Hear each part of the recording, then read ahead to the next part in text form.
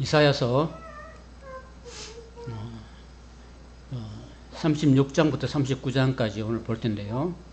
36장 1절부터 10절까지 같이 읽도록 하겠습니다. 시작.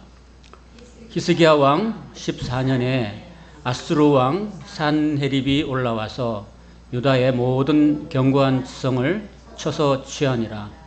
아수르 왕이 라기스에서부터 랍사게를 예루살렘으로 보내되 대군을 거느리고 히스기야 왕에게로 가게 하매 그가 윗못 수도 곁 세탁자의 밭 큰 길에 서매 hil기야의 아들 왕국 맡은 자 엘리야김과 서기관 셈나와 아삽의 아들 사관 요아가 그에게 나아가니라.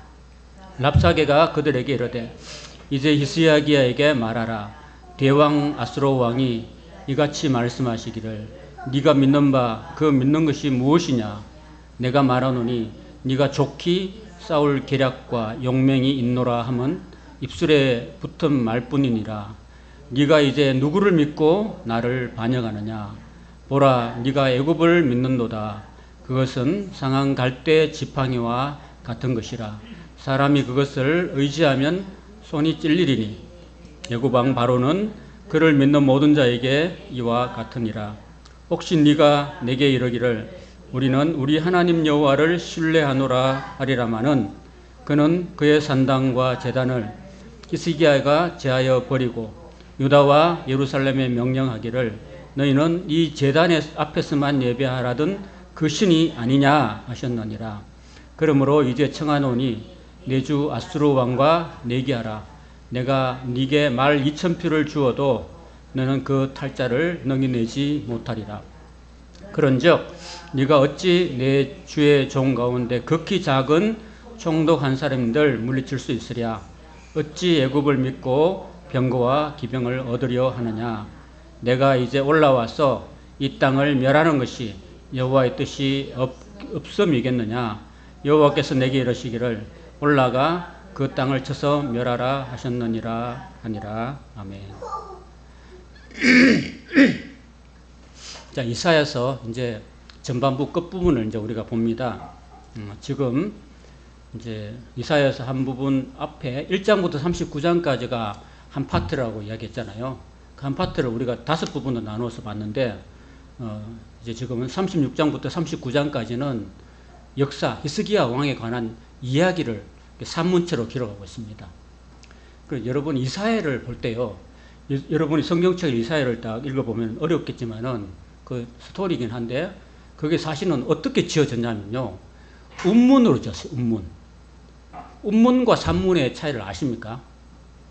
산문은 그냥 평이한 글이고, 운문은 노래 가사, 시, 운율이 있는 그런 거거든요. 그러니까 대부분의 이사야에는 이사야 36장부터 9장까지 이거 빼고는 전부 다 시적인 운문체로 되어 있어요.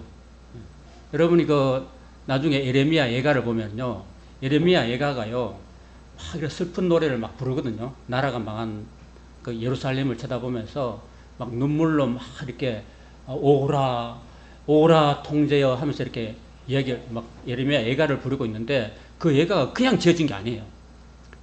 우리나라에 보면은 가나다라 마바사 자차카타파 가나라 순우 있잖아요. 가나라 순요. 그 우리가 가나라 순으로 글씨를 딱 이렇게 예를 들어서 가 하면은 뭐 가라 어디로, 나 하면 나에게로, 다 뭐 이렇게 그 말을 지어내듯이 히브리어의 그 어무상 운문이란 게요, 히브리어도 알파벳이 있거든요.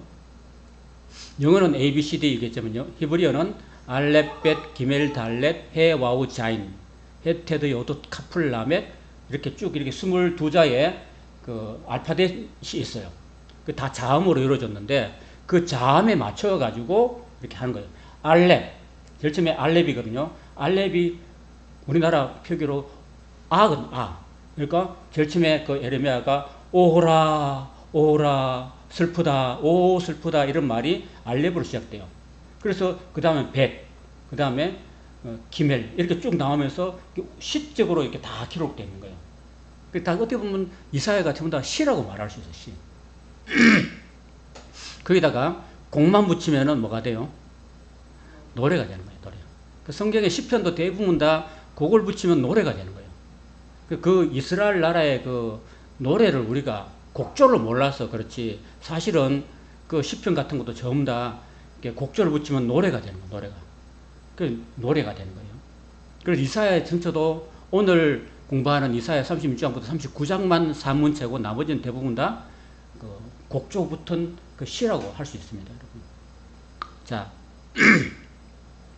그래서 특별히 이제 그 이사야 36장부터 39장까지는요, 이사야 35장까지 하고 이사야 40장 사이 중간에 다 끼어가지고 40장하고 35장 사이를 연결시키는 다리 역할을 하고 있어요. 다리 역할.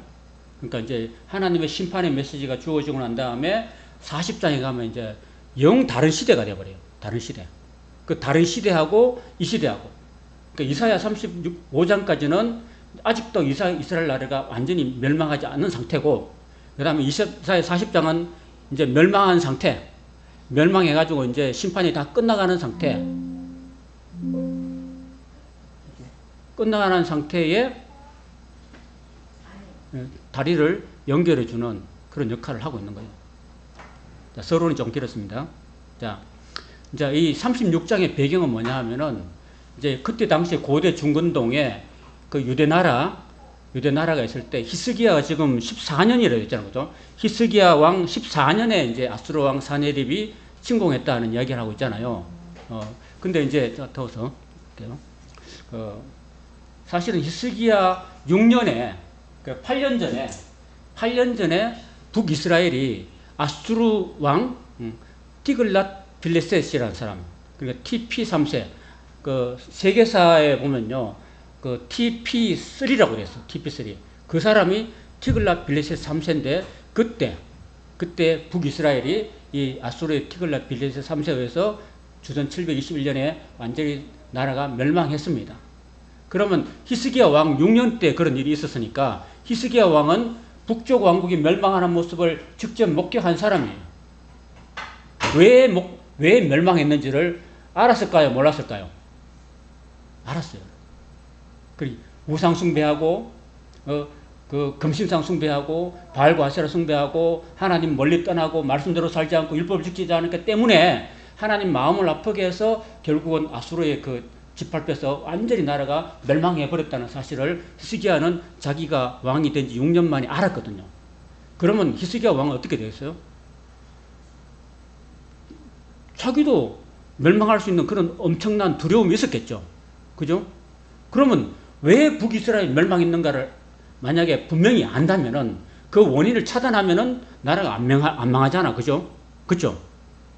그러니까 이제 히스기야 왕이 되는 난 다음에 6년 지나고 난 다음에 그가 어떤 정책을 쳤냐면은 그가 왕이 되고 난 다음에 북이스라엘 멸망을 보면서 와, 우리도 우리나라 이 땅에 우리나라 유다에 있는 유다와 베냐민 지파에 있는 모든 우상들을 다 철폐해야 되겠다. 그 이사야 선지자가 가르쳐줬으니까 북이스라엘 멸망한 이유를 우상 숭배 때문에 망했다니까 히스기야 그 모든 자기 아버지 아하스가 아수르에 가가지고 그 빛과 번쩍한 그 우상을 다 이렇게 들여왔거든요. 그 빛과 번쩍한 우상 때문에 북이스라엘 망한 걸 알고 자기 아버지가 들여왔던 빛과 번쩍한 그런 우상들을 전부 다 깨가 박살내버렸어요. 박살내버린 거야. 하나님 앞에서. 다 박살내고 우상을 타파해버리고 그리고 다시 한번 성전을 충결하게 하는 그런 일을 했다라는 것입니다. 그러니까 하나님이 멸망을 안 시킨 거예요, 여러분. 결과적으로. 그러니까 우리가 인생 살면서도 그래요. 우리가 다른 사람의 삶을 보면서 타산지석이라고 해요. 뭐라 그럴게요? 그거를 이제 다른 사람이 망하는 모습을 보면서 나는 안 망해야겠다. 다른 사람이 잘못되는 모습을 보면서 나는 그렇게 되면 안 되겠다라는 그런 것을 반면교사로 삼아야 된다는 거예요. 자, 그런데 이제 8년이 지나다 보니까 8년 지나고 사람 마음이라는 게 처음 마음하고 좀 달라져요. 달라지니까 서서히 마음이 회의죠. 사람이 이제 처음에는 내가 열심히 신앙생활하고 열심히 기도생활하고 열심히 말씀 공부하고 이렇게 하다가 세월이 점점 지나면서 점점 더 이제 주일날 한번 예배 드리다가, 그 다음에 예배 안 드리다가, 비 오면 안 오다가, 눈 오면 안 오다가, 점점 안 와버린 거예요. 그냥 신앙이 완전히 확 가라앉아 버린 거예요. 그러니까 하나님께서 이번에는 또 아수르 산헤립 왕이 바뀌었거든요. 산헤립이라는 사람을 딱 보내가지고 그 이스라엘 침공에 들어온 거예요. 자, 침공에 들어왔는데, 그러면 그때 당시에는 이제 어떻게 여러분이 히스기야 왕이면 어떻게 하면 좋을까요? 쳐들어왔어. 쳐들어온 이유는 신앙이 해이해졌기 때문에 하나님께서 그 강한 군대를 18만 5천 명을 거느리고 왔다는 겁니다. 왔는데, 그러니까 그러면 내가 진짜 일단 정신 차리고 신앙을 바로 잡아야 되는 그런 타임이잖아요. 그런데 어떻게 했냐면은 남쪽으로 서서히 내려갔어요. 북쪽에서 시리아 군대가, 아수르 군대가 탁 내려오니까, 저쪽을 막으려면 이제 우리가 어디 가서 도움을 구하지? 하다 생각해 보니까, 계산해 보니까 남쪽에 이집트가 있어. 그리고 이집트에 슬슬 내려가지고, 이집트에 이제 또 도움을 구하라고 이제 외교관을 보내고 사절 보내고 막 그러는 거야. 거기 막 낙타를 보내고 뇌물을 보내고 이렇게 하는 거야. 그러니까 이 아수르 산헤립이 더 신경질 나가지고 더 많은 군대를 건드려가지고 이게 압박을 한 거예요. 그러니까 하나님 보실 때, 우리가 신앙생활 하면서 하나님 보실 때, 그러니까 어려움은 겪을수록 내가 더 회개하고, 어려우면 닥칠수록 내가 하나님께 더 나와서 기도하고 하나님께 매달려야 되는데, 자꾸 세상적인 힘을 의지하고 자꾸 그러는 거예요. 여러분, 우리가 지금 북한에 핵이 있잖아요. 우리가 지금 핵을 지금 머리에 쓰고 있어요. 지금 현재 후쿠시마 오염수가 뭐 저렇게 조금 방출 계속 하는데, 여러분 그거는요, 그 잽도 안 돼. 핵폭탄 하나 터져봐. 북한에서 핵폭탄 하나 터져봐. 후쿠시마 오염수 그거 한 1000년 만년 내보내고 더 많이 방사능이 퍼져요. 그러니까 위험한 건 진짜 북한에 있다니까. 그 도널드 트럼프 대통령이 그런 말 하잖아요. 지금은 트럼프가 막 인기 있다면 미국에서, 그 자기가 아니었으면 남한과 북한이 핵전쟁이 일어났대. 자기가 막아줬기 때문에 지금 김정은이가 안 내려왔다고 막 그러고 있잖아요. 지금 현재. 예? 그러고 있잖아요. 지금. 그러니까 자기가 남북한의 그 핵전쟁을 자기가 막았다고. 자기가 재선됐더라면은 이제 완전히 북한의 북핵을 완전히 협의해가지고 북핵 못 만들게 그렇게 만들었을 거라고 막 그러잖아. 지금 대통령 안 됐으니까 좀 그렇게 그런 소리 하겠지만, 어쨌든 그러니까 우리가 자꾸 이제 지금은 이제 우리나라가 자꾸 일본에 붙잖아. 일본에 붙어가지고, 그럼 여러분, 일본이 우리나라를 지켜줄 수 있을까요? 여러분, 북한이 내려오면 일본이 우리를 막아줄 수 있을까요? 여러분, 그거는 세상적인 논리거든요. 물론 외교적으로 그렇게 하고 있잖아요. 외교적으로 우리가 한국과 미국과 일본이 3국이 이렇게 딱 3국이 협동해가지고 북한이 쳐놓으려거나 하면은 우리가 함께 공조하겠다 이렇게 외교적으로 하지만은 너무 거기에 매이면 안 되는 거예요. 왜? 전쟁의 신은 하나님이니까.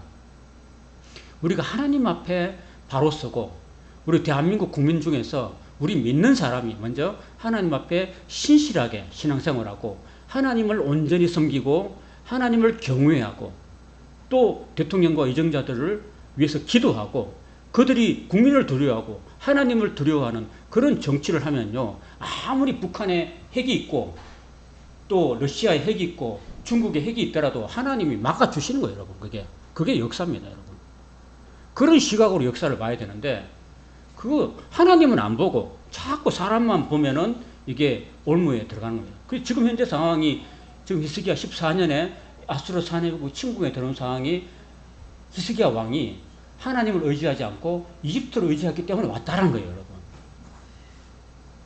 그러니까 결국은 이웃나라 이집트에 가서 도움을 주고 뇌물을 주고 낙타를 보내고 소를 실어 보내고 말을 실어 보내도 이집트가 한 게 뭐 있어? 이집트는 그냥 관망만 하고 있는 거야. 팔짱 끼고, 아이고 어느 놈이 어떻게 되는가 하고, 아이고 그래라 뭐 하고 강원도 불경하고 있어요. 여러분, 그러니까 똑같아요. 그래서 이제 내려와가지고 이제 아수르 왕이 이제 18만 5천 명 대군을, 수십만 대군 나와가지고 그 여기 성경에 보면요. 라기스에 진을 쳤어요.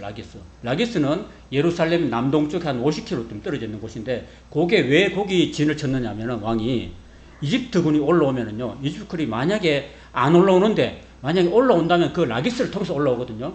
그래서 왕은 라기스에 딱 진치고 있고, 그리고 신하 중에서 제일 믿을 만한 신하 랍사게라는 신하를 예루살렘에 보내가지고 18만 5천 명의 군인들하고 예루살렘에 보내가지고 예루살렘 압박을 해요. 압박을 하는데 8개월 동안 압박합니다. 8개월 동안. 여러분, 성을 딱 가다버려. 그리고요, 여기 보면은 어떻게 하냐면요. 그 2절에 보면 아수르 왕이 라기스에서부터 랍사게를 예루살렘에 보내되 대군을 거느리고, 그 대군이 18만 5천 명입니다. 히스기야로 가게 하며 그가 윈못 수도 곁 세탁자의 밭 큰 길에 섰다 그랬죠. 이게 뭘까요? 자, 들어보세요. 그 윈못이 있어요. 히스기야가 지금도 성지순례 가면 히스기야 터널이 있어요. 그러면 예루살렘이 해발고지 800m거든요. 그 물은 위에서 아래로 흐르죠. 아래에서 위로 흐르는 물이 없잖아요. 그러니까 그 위쪽에, 그쪽 기브아 쪽에 큰 높은 지역에 못을 팠어요. 못을 파가지고 그 못에 물을 담잖아요. 그 하늘에서 비가 내려오면 그 물을 저장해가지고 그걸 터널을 만들어. 물터널을 이렇게 0.1mm 차이만 있어도 물은 아래쪽으로 흘러요. 그래서 그걸 기브아의 그 언덕에서부터 해서 예루살렘 다윗성까지 이렇게 터널을 만들었어요. 터널을 만들어가지고 거기 목가에 물을 만들어가지고 거기 이제 윗못 수도 했는데, 이 수도가 수로 길도자예요. 물길 곁 세탁자. 거기는 보면 세탁하는 그 물이 있으니까 빨래를 하는 곳이 있었던가 봐요. 그 저수지 위에 그걸 꼭 막아버리면, 저수지 물을 8개월 동안 막아보면 어떻게 돼요? 예루살렘에 들어가는 물이 있어 없어요? 사람이 8개월 동안 물을 안 먹고 산다. 어떻게 될까요? 밥을 못 해 먹죠. 밥을 어떻게 먹어요? 쌀을 이렇게 삶으려면 물이 필요하잖아. 물이 없으면은 밥을 못 해 먹죠. 그러면 생쌀을 먹어야 되잖아. 근데 그때 당시에 예루살렘은 한 100만 명이 뭐 거주할 수 있는 그런 능력이 있댔대요. 근데 석 달 이상 버틸 수가 없어요. 그 안에 주어진 식량 가지고는. 그래서 이 아수르 군대가 사마리아를 멸망시킬 때도요, 3년 반을 에워쌌어. 3년 반을 딱 에워싸가지고요, 아무도 들어가지 못하게. 그럼 그걸 딱 굶어 죽는 거야. 거기서. 굶어 죽이기 작전하는 거예요, 여러분. 그렇게 해서 사마리아를 그렇게 멸망시켰습니다, 여러분. 굶어 죽이기 작전. 그 어떻게 했냐면은, 여호람 왕 때는 그렇게 둘러쌌을 때, 이제 다 먹었어. 다 먹고, 이제는 이제 고기는 다 먹고, 쌀이는 사람 다 먹고, 곡식 다 먹고, 이제 남은 건 이제 새끼들 삶아 먹어. 자기 새끼들. 자기 몸에서 난 새끼들을 이제 삶아 먹어야 되는, 구워 먹어야 되는 그런 상황이에요. 그런 상황이 역사적으로 3번이나 있었습니다.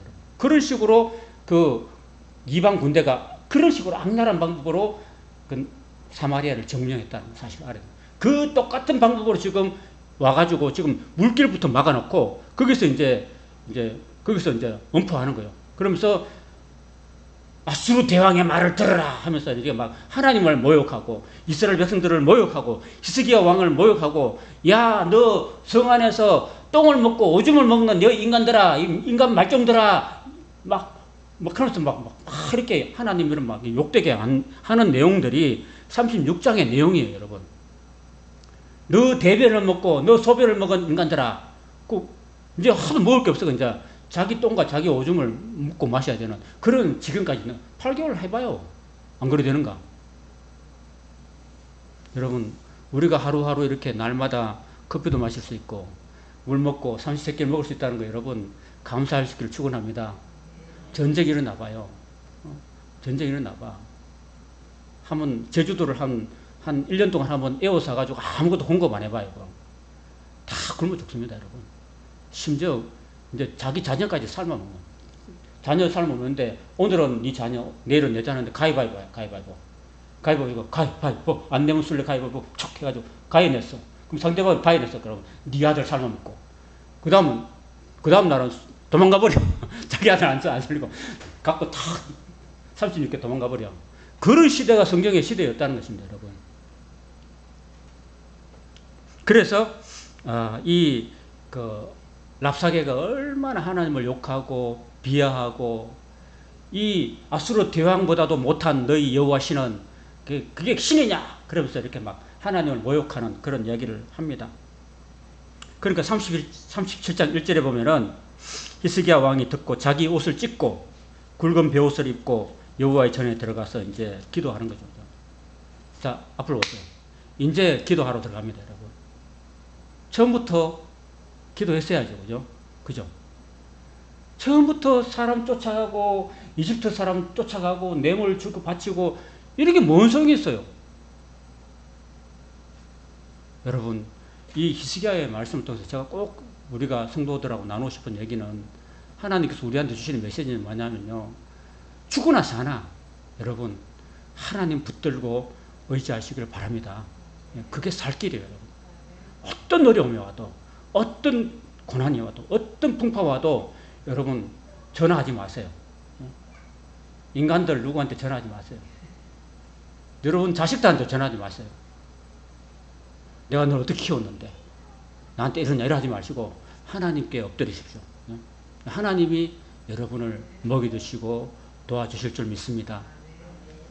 여러분 작정하세요. 나는 늙어도 자식한테 손 안 내밀겠다. 작정하시고 나는 죽을 때까지도 나는 하나님 바라보고 하나님 주시면 먹고 하나님 굶기시면 내가 굶겠다. 그렇게 생각하시고 사십시오. 여러분. 사람한테 의지하고 자식한테 의지하고 사람한테 의지하면 상처받아요. 상처받고 원수지간이 됩니다. 여러분. 그러니까 내가 하나님만 꼿하게 바라보고 섬기면은 하나님 여러분들을 향해서 까마귀를 보내줄 줄 믿습니다. 사르밧 과부의 기름을 채워줄 줄 믿습니다. 그렇습니다. 여러분. 그래서 너희는 먼저 그의 나라와 그의 의를 구하라. 죽을 때까지 그의 나라와 그의 의를 구하라. 그리하면 너희가 먹고 마시고 사는 거, 의식주 문제는 하나님이 다 책임지신다. 걱정하지 말아라. 나만 바라보고 살아라. 그겁니다. 여러분. 왜 하나님이 이스라엘 백성들을 그 낮에는 40도 50도 올라가는 그런 네게브 광야에 그렇게 수백만 명을 그렇게 끌어냈을까요, 여러분? 농사도 안 되고 아무것도 해먹을 수 없는 그런 허허벌판에다가 하나님이 왜 그렇게 글로 끌어냈을까요? 왜 그렇게 하시냐면은 너희가 사람이 그죠? 그 농사 수고해가지고 먹는 게 아니라 하나님 입으로 나온 모든 말씀으로 사는 것을 가르쳐주기 위해서 하나님 의지해야지만 먹고 살 수 있다. 이 광야란 거, 이 세상이라는 것은 우리가 어차피 빈손 들고 왔다가 빈손 들고 가는 세상 아니에요? 여러분이 태어날 때 주머니에 막 10억 들고 들어온 거 아니잖아요. 그럼 뺄가본 나체로 왔잖아. 그리고 죽을 때도 또 벌거벗게 가잖아요. 아무것도 없잖아. 그죠? 이 세상에서는 하나님이 우리의 그늘이 되어주시고 하나님이 우리의 구름기둥이 되어주시고 하나님이 우리의 불기둥이 되어주시고 하나님이 우리의 앞서 길을 인도하시고 하나님이 우리에게 만나를 주시고 메추라기를 주시고 우리의 모든 길을 인도하시는 하나님인 줄 믿습니다. 그러니까 우리는 그 하나님이 그렇게 광야 길을 인도하신 이유는 죽으나 사나 너희는 자나 깨나 앉으나 서나 누우나 일어서나 하나님만 바라보고 살아라. 그거 가르쳐주려고 합니다. 히스기야는 그걸 못한 거예요. 그래서 히스기야가 그렇게 온갖 책벌과 능욕의 날을 맞이할 수밖에 없었던 거예요. 인간을 의지했기 때문에. 그래서 저도 사람 의지하지 않아요. 나는 절침이 개척해가지고 아이고 우리 식구들은 그래도 나 우리를 도와주겠지 했는데 아무도 안 도와줘. 우리 식구들 아무도 안 도와줘. 우리 친척들은 도와주겠지. 아무도 안 도와줘. 지금 우리 사모 부산에 그 사역하는 사모가 이제 내일 모레 이제 암 수술을 받는데 그분도 부산에 개척했거든요. 그 사모님이 우리 사모가 통하는 내용을 스피커폰 하니까 들어보니까 이제 자기 개척했을 때 자기 형제들도 안 도와준대. 자기 형제들은 막 비까번쩍한 고급차 타고 다니면서 여기 교회는요 아무 성도도 없고 차 뭐 털털거리는 그런 것도 구닥다리 차도 한 대 없는데 자기들은 잘 먹고 잘 입고 잘 살고 고급차 타고 다니면서도 자기 가족인데 자기 동생인데도 10분 한 번 안 보태준대. 그럼 얼마나 마음의 상처를 받는지 몰라. 그래서 그분이 이제 아이고 내가 사람 의지했지. 그래 마음의 상처만 깊어가고 그 병이 생긴 거지. 그 병이 쌓이고 쌓여서 이제 암이 된 거잖아. 그 사람 의지하지 마라. 사람 의지 말고 하나님이 우리를 먹여주신다. 하나님이 안 되면 까마귀도 보내주시고 그렇게 하시니까 우리는 하나님만 우리 죽을 때까지 의지하고 삽시다. 아멘. 하나님이 나의 최고 모야봉이다. 하나님이 최고 내 주인이다. 하나님이 내 물주다. 이렇게 생각하시고 하나님 기뻐하시는 일만 하면은 하나님이 다 채워주신다는 사실을 꼭 기억하시고 자나깨나 기억하시길 축원합니다. 그래서 이제 이사야한테 보내가 기도해달라고 하니까 그 이사야가 그런 말을 하죠. 이사야가 그 37장 6절과 7절 같이 한번 읽어봅시다. 잠이 오니까 이사야 37장 6절과 7절 같이 읽겠습니다. 시작. 이사야가 그들에게 이르되 너희는 너희 주에게 이렇게 말하라. 여호와께서 이같이 말씀하시되 너희가 들은 바 아수르 왕의 종들이 나를 능욕한 말로 말미암아 두려워하지 말라. 보라, 내가 영을 그의 속에 두리니 그가 소문을 듣고 그의 고국으로 돌아갈 것이며 또 내가 그를 그의 고국에서 칼에 죽게 하리라 하셨느니라 하니라. 아멘. 그래서 거만했던 아수르 왕을요 하나님이 치시는 거예요. 하나님이요 그 아수르 왕 사네빌의 마음속에요 그 마음속에 그 영속에 하나님이 말씀을 주면 너 고국에 가봐. 고국에 구태가 일어났어. 반역이 일어났어. 그리고 반역이 일어나서 가잖아요. 갔는데 가서 이제 딱 자기 신전에서 이제 하나님 자기 신전에 그 몰록이라는 신에게 절하면서 이 나라를 지켜주십시오 이렇게 신전에서 절할 때 누가 와서 그 왕을 죽이냐면 그 두 아들 사레셀이라는 그 두 아들이 와가지고요 그 아버지를 등 뒤에서 신전에서 칼로 찔러 죽였습니다. 그리고 도망가 버렸어요. 그리고 그 셋째 아들 에살핫돈이 왕이 됐어요. 그러니까요 하나님 하신다니까요 여러분. 내가 그 사람을 못 대적해도 하나님이 그 사람을 이렇게 물리쳐 버린다는 거예요. 하나님은 그렇게 교만하게 대적하고 하나님을 감히 욕하고 하나님을 능욕했던 그 왕을 하나님이 순식간에 한 칼에 처치해 버리잖아요. 하나님이. 그런 이야기가 쭉 이어지고 있습니다.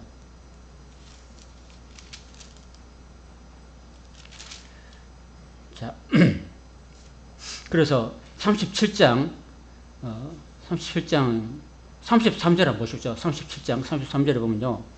그러므로 여호와께서 아수르 왕에 대하여 이같이 이르시되 그가 이 성에 이르지 못하며 화살 한 방도 이리로 쏘지 못하며 방패를 가지고 성에 가까이 오지도 못하며 흉벽을 쌓고 치지도 못할 것이고 그가 오던 길 그 길로 돌아가고 이 성에 이르지 못하리라. 나 여호와의 말이니라. 대저 내가 나를 위하여 내 종 다윗을 위하여 이 성을 보호하며 구원하리라 하셨나이다 하니라.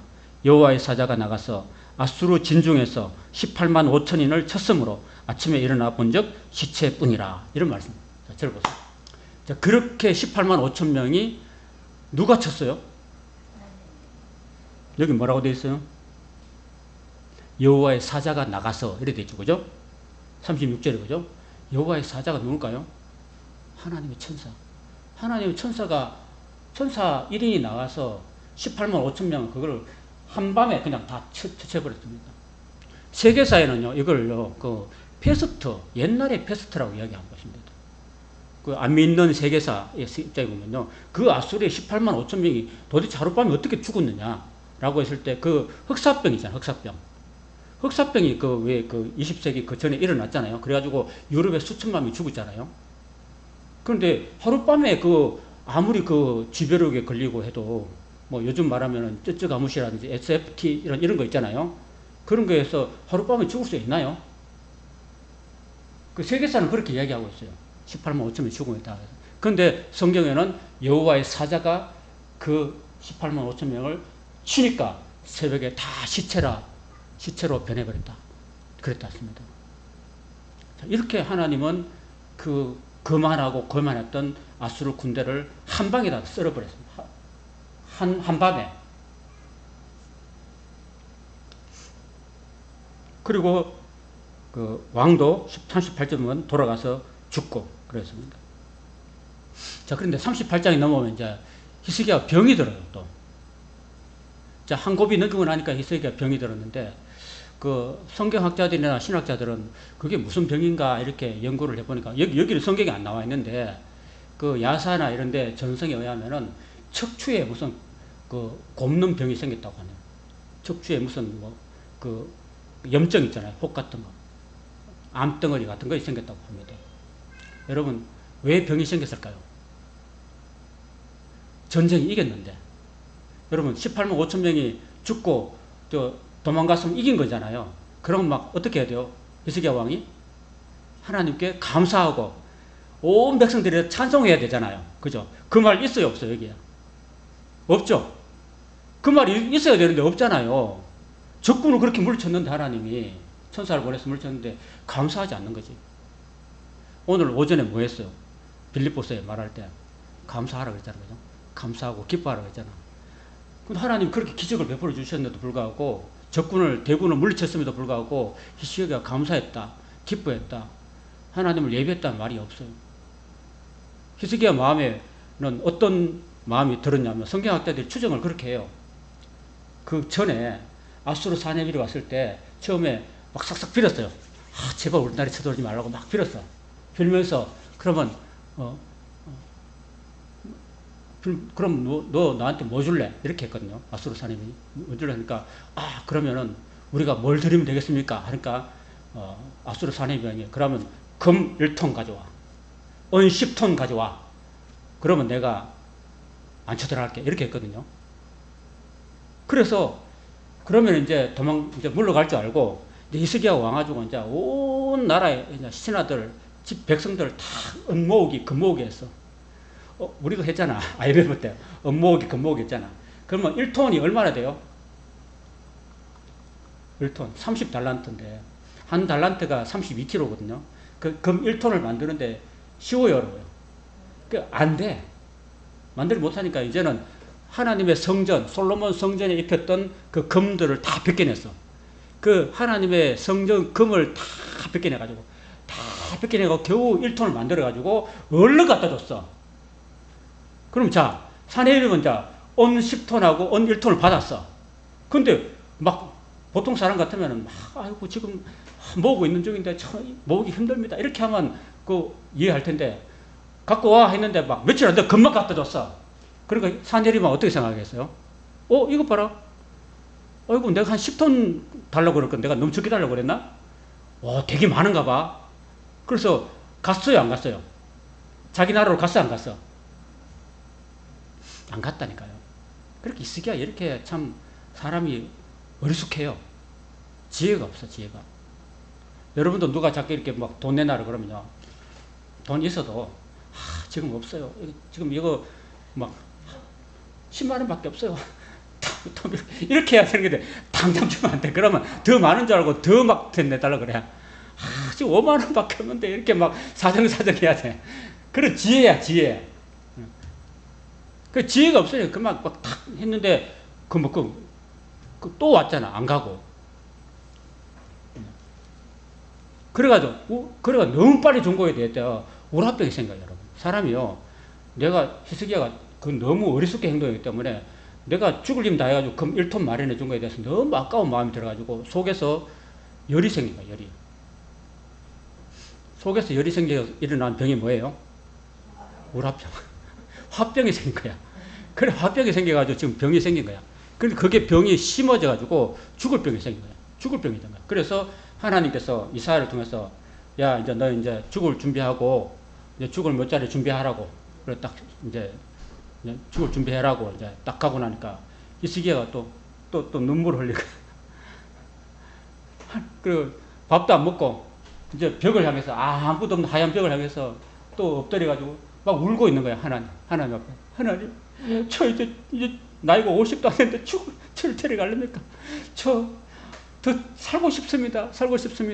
제가 그래도 젊은 날에 그래도 아버지가 세웠던 아버지 아하스 왕이 세웠던 우상들 다 치우고, 하나님 앞에 내가 좀 잘했던 게 있잖아요. 잘했던 것도 기억하시고 저를 좀 제발 살려주세요. 제 생명을 연장해 주세요. 울고 불고 눈물 콧물 다 흘리니까 하나님이 눈물이 또 약한 거야. 그래서 이사야가 너 죽을 준비하고 가고 있는데, 집으로 가고 있는데 하나님께서 이사야 보고, 이사야야, 다시 가봐라. 쭉 운다 저거. 운이가 가봐라 진짜. 그래서 가가지고 15년 더 산다고 해라. 그래서 15년 더 산다고. 그래서 15년 더 살려주셨어요, 여러분. 자, 그러면은 15년 더 생명을 연장받았으면 어떻게 돼요?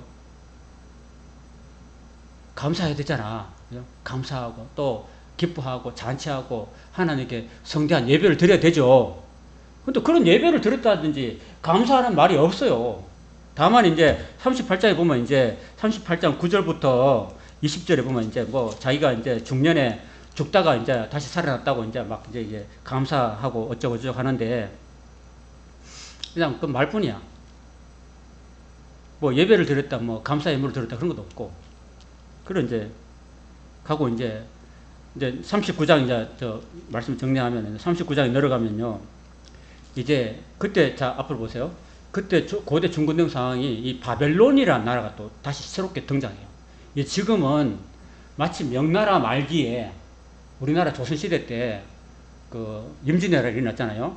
그때 임진왜란이 일어났을 때 명나라에서 원군을 보내왔잖아요. 그죠? 그죠? 명나라 그 이유송이라는 장군이 와가지고 우리나라를 도와줬잖아요. 그래서 우리나라 그래도 전란에서 그래도 그 구출받았잖아요. 이순신 장군과 더불어서. 그죠? 근데 이제 인조 임금이 됐을 때는 이제 명나라가 이제 쇠퇴기에 들었어요. 근데 아직도 국제 정세를 읽지 못했던 그런 인조 임금이 광해군이 오히려 국제 정세에 더 밝았어요.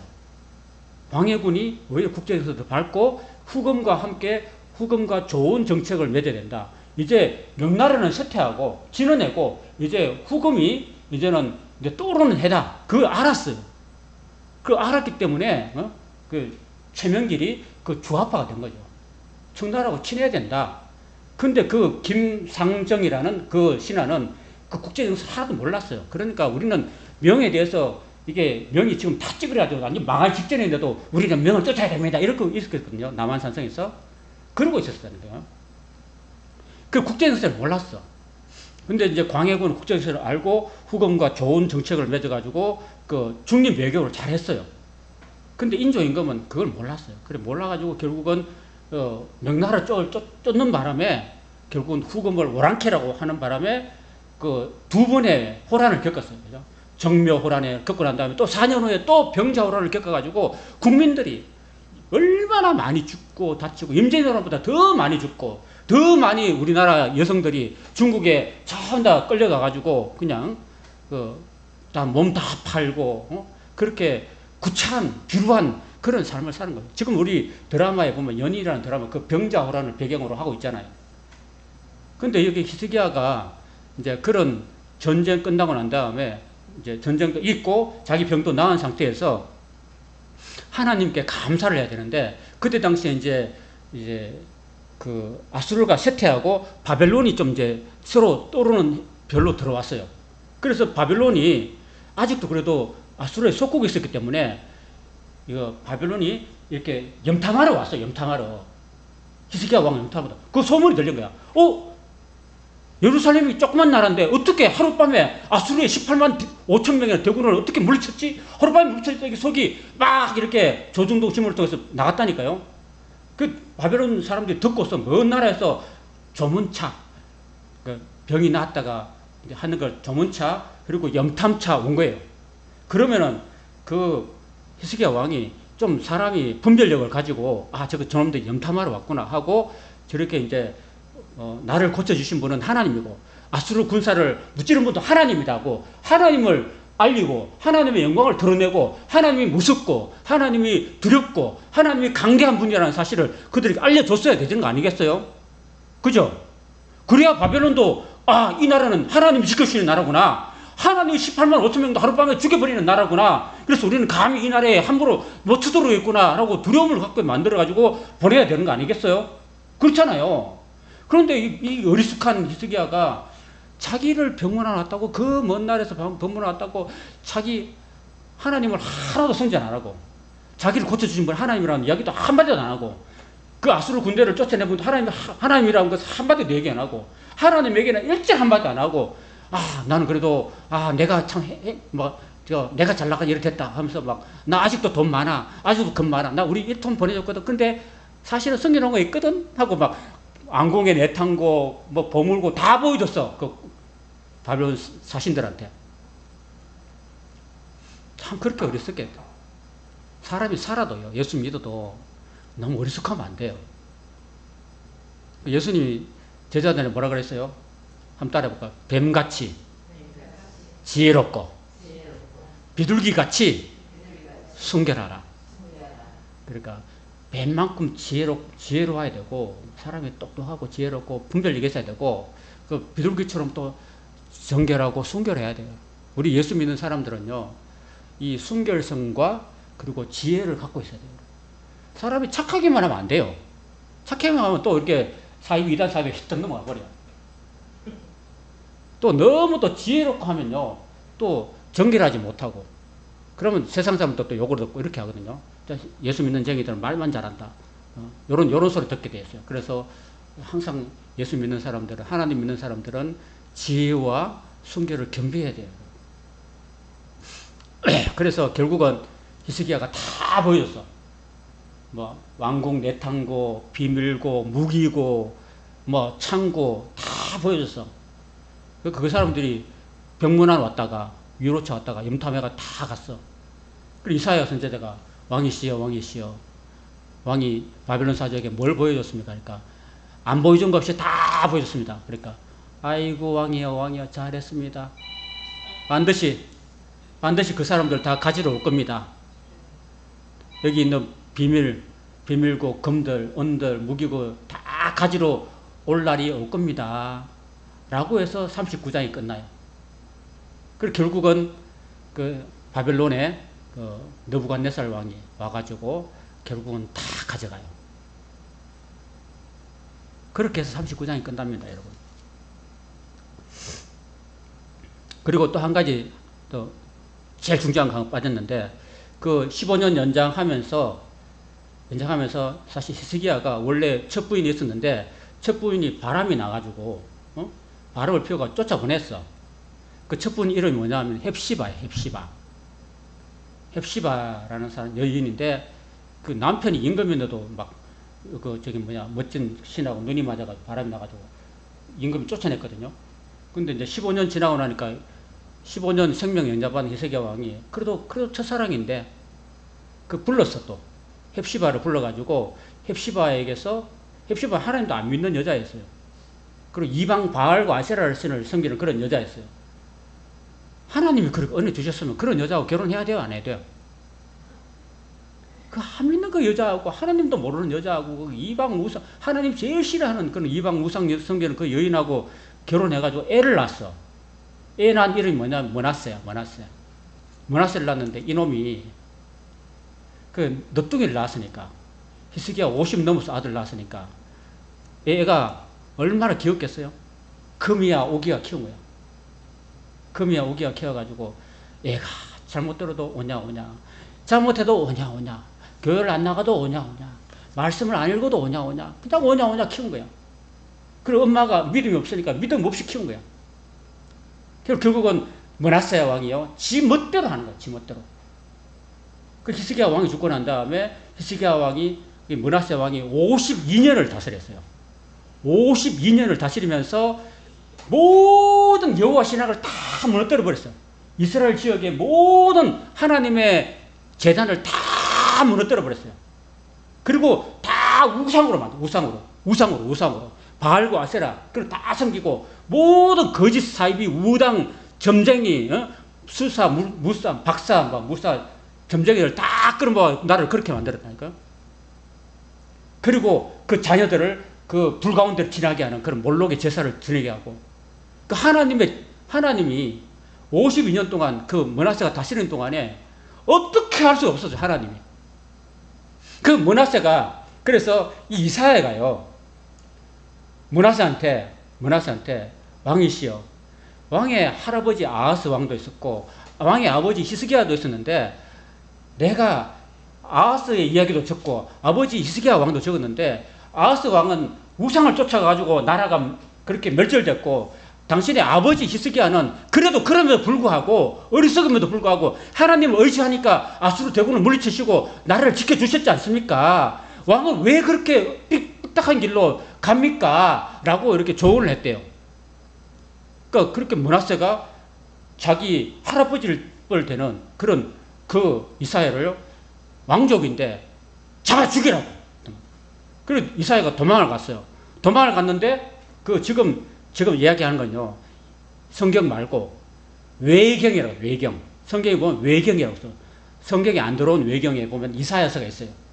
외경 이사야가 있는데 거기 나온 이야기를 제가 이야기하자면은, 그 이사야가 도망갔는데 그 숲이 있잖아요. 나무 있잖아. 나무. 큰 나무. 그 나무에 보면 구멍이 있잖아. 구멍. 그죠? 구멍 있는 나무 있잖아. 큰 나무에. 그 구멍으로 도망갔대. 그리고 군사들이 막 쫓아오는데 그 이사야가 나무 구멍으로 탁 들어갔는데 그 나무 구멍이에요. 딱 이렇게 싸져버려야 돼. 숨구멍만 빼놓고 딱 싸져버려야 돼.